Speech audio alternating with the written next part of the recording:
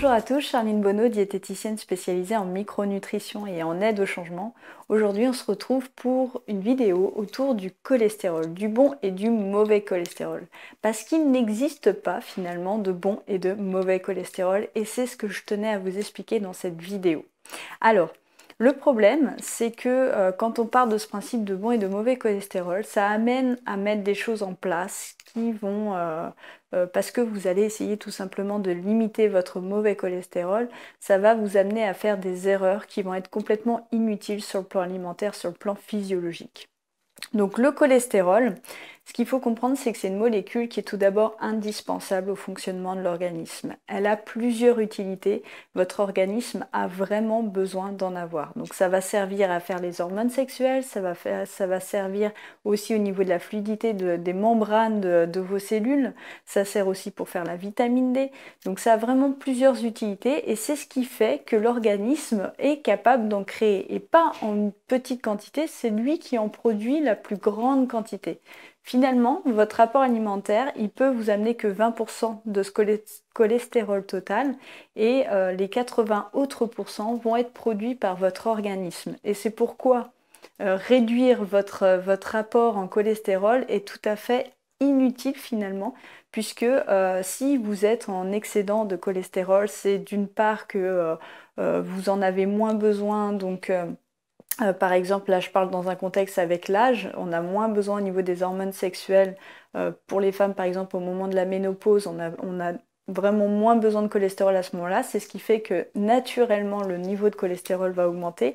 Mais ça peut aussi être dû à une déficience génétique, en fait, héréditaire que vous avez et qui fait que votre métabolisme de cholestérol dysfonctionne et vous en créez trop naturellement. Auquel cas, le fait de limiter derrière l'apport exogène, donc qui vient de l'alimentation en cholestérol, en limitant par exemple les œufs, va être totalement inutile. Donc dans ces contextes-là, en fonction de l'origine, effectivement, des fois, ça va être bien de mettre en place un traitement médicamenteux, surtout dans le cas où vous avez un dysfonctionnement au niveau génétique. Là, c'est là où ça va vraiment s'y prêter. Quand on parle de statine, là, c'est effectivement un moment où ça va être efficace. Mais par contre, dans les trois quarts du temps, où c'est plutôt une question liée à l'âge, à un besoin en cholestérol de votre organisme qui est inférieur, là, vous n'avez pas besoin de statine en première intention. Finalement, ça devrait être mis en place que à la condition que votre hygiène de vie, votre hygiène alimentaire ne puisse pas baisser ce taux de cholestérol, sachant que le cholestérol en lui-même n'est pas quelque chose de complètement, comment dire, n'est pas dangereux en soi. C'est ça qu'il faut comprendre. Alors le cholestérol, pourquoi on parle de bon et de mauvais cholestérol d'ailleurs?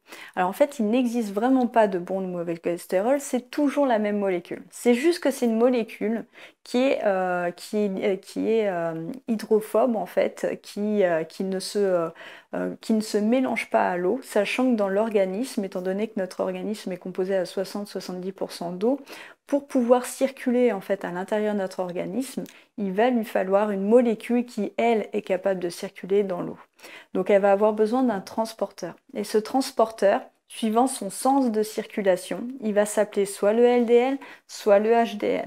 Donc c'est ça qu'on distingue quand on parle de bon et de mauvais cholestérol. Quand ce transporteur va du foie vers les organes, on appelle ça LDL, donc c'est ce qu'on appelle le mauvais cholestérol. Et quand il va ce cholestérol des organes, donc quand les organes en fait finalement n'utilisent pas cet excédent et que l'excédent de cholestérol revient vers le foie, donc ça va des organes vers le foie, là c'est le HDL et c'est ce qu'on appelle le bon cholestérol. Mais c'est une notion qui est comment dire, discutable parce qu'en fait on peut très bien imaginer un cas. Ce qu'il faut comprendre, c'est que par exemple vos organes sexuels ont besoin de cholestérol pour pouvoir fonctionner, donc là le LDL devient crucial en fait, donc c'est important qu'il y ait du cholestérol qui soit transporté de votre foie vers ces organes, donc là le LDL devient une bonne chose.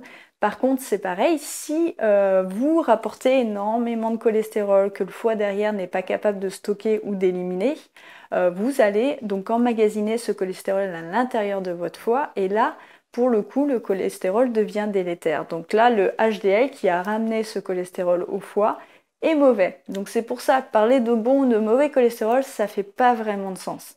Ce qui est nocif par contre, ça va être d'avoir en grande quantité du LDL qui circule, donc là des molécules qui amènent en fait du cholestérol comme ça à travers votre organisme, de votre foie vers les différents organes, que ce cholestérol ne soit pas nécessaire et qu'en plus de ça, vous ayez une hygiène de vie qui fait que ce cholestérol soit facilement oxydé en fait. C'est ça, c'est l'oxydation de ces molécules qui restent longtemps en circulation de façon inutile dans votre organisme qui rend le risque, qui augmente le risque finalement de pathologie cardiaque. Et c'est pour ça que souvent on s'attaque au cholestérol, on essaye de baisser ce cholestérol pour cette raison en fait, pour limiter qu'il y en ait trop en circulation et qu'il y ait un facteur de risque d'oxydation de ces molécules qui les rendrait dangereuses et qui conduirait finalement à ce qu'on appelle donc des plaques d'athérome qui viendraient s'agglutiner le long des parois en fait, surtout dans les endroits qui vont être coudés au niveau de vos vaisseaux sanguins,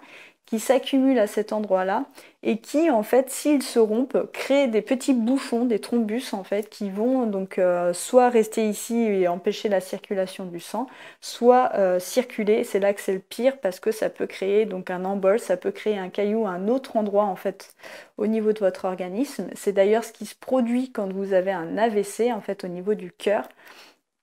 Ça va être justement des thrombus qui vont venir boucher des vaisseaux et qui vont donc empêcher l'irrigation sanguine avec toutes les conséquences que ça peut avoir.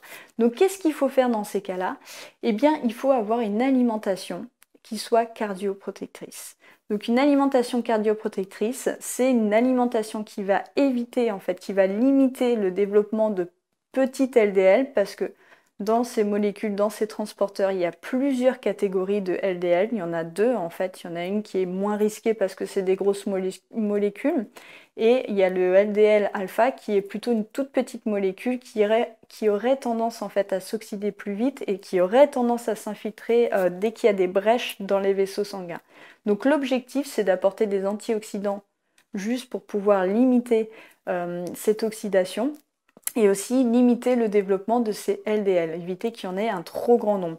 Donc je développerai tout ça dans une vidéo demain où je vous expliquerai c'est quoi justement les principes d'une alimentation cardioprotectrice qui va être une meilleure alternative à tous ces traitements, aux statines tout simplement, qu'on va facilement mettre en place pour baisser ce taux de cholestérol. Parce que c'est pas le niveau de cholestérol qui est finalement si grave que ça, c'est plutôt l'hygiène de vie que vous allez avoir autour et qui va impacter le nombre de facteurs de risque d'oxydation. Donc je vous explique ça, tout ça dans une vidéo demain.